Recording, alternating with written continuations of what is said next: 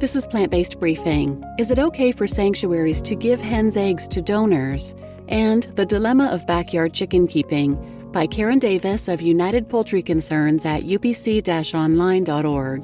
And I'm Marian Erickson, and this is the curated content plant-based podcast, where I search the internet for a variety of content on plant-based, compassionate, and eco-friendly living, get permission, and read it to you here in about 10 minutes or less every weekday.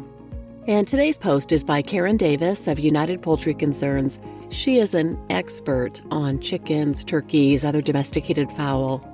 And she founded the nonprofit United Poultry Concerns to promote the compassionate and respectful treatment of these birds. She also has a large sanctuary that's completely predator-proof in Virginia. She's an author, she's a speaker, she's been on countless podcasts. I've learned so much listening to her on various podcasts. And she's even started her own podcast now on United Poultry Concerns called Thinking Like a Chicken. So you can find that wherever you listen to podcasts or at upc-online.org. And chickens are some of the most misunderstood animals. I've done a number of episodes on chickens, amazing social lives, their intelligence. And Karen herself will be a speaker at the free online chicken webinar this Saturday, May 21st. And you can register at humanehoax.org. And I'll have more information on that at the end of this episode as well. So now let's get to today's plant-based briefing.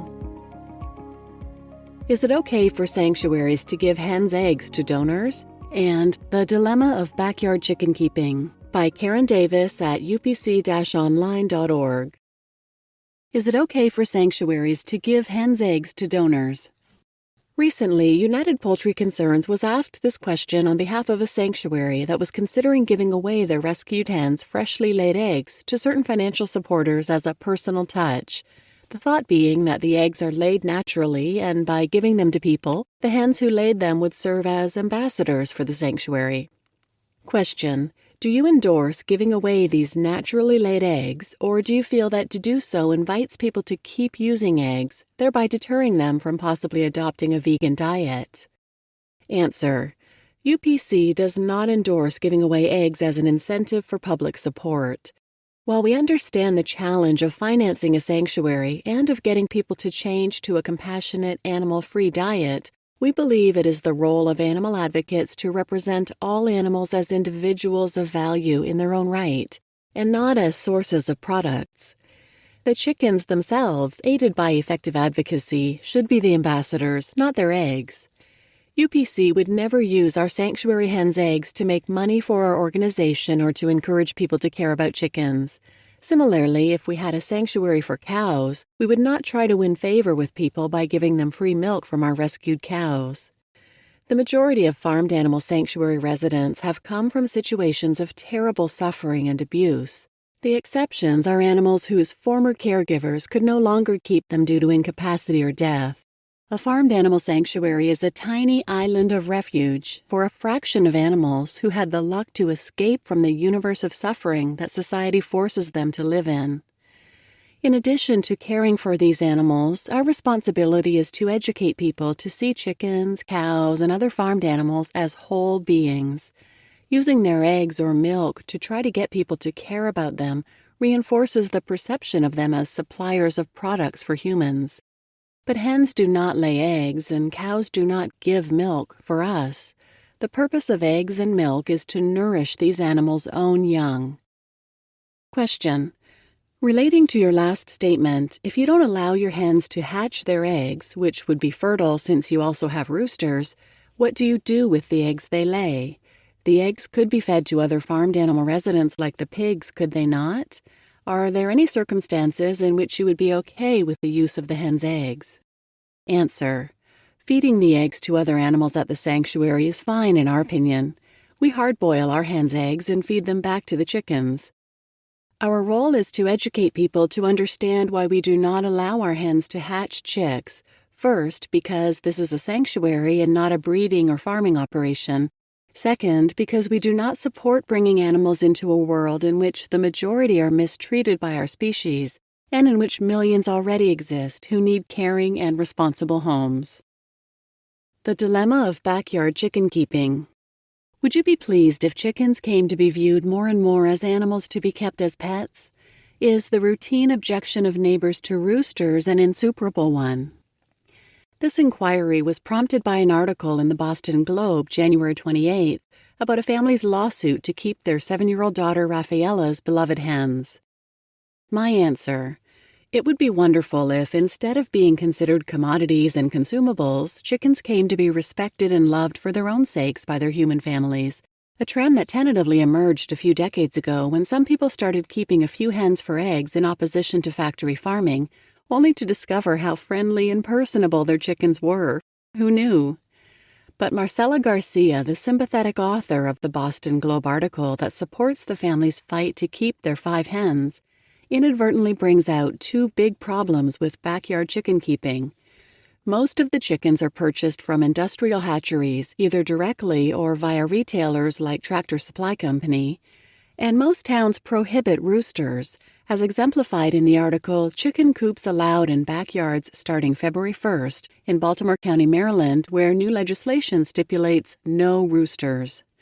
In what is now a familiar story, the Boston Globe article relates in passing that Rafaela's mom got her a few baby chickens around Easter last year, and that the family had already sent the roosters in the flock away to avoid noise complaints from neighbors.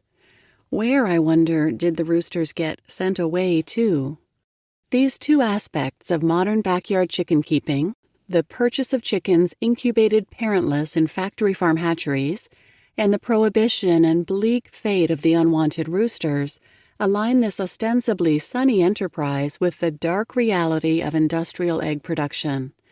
Apart from the roosters who are warehoused with hens specifically for breeding before they're slaughtered, the egg industry has no use for the billions of male birds who are therefore destroyed by suffocation or maceration as soon as they hatch.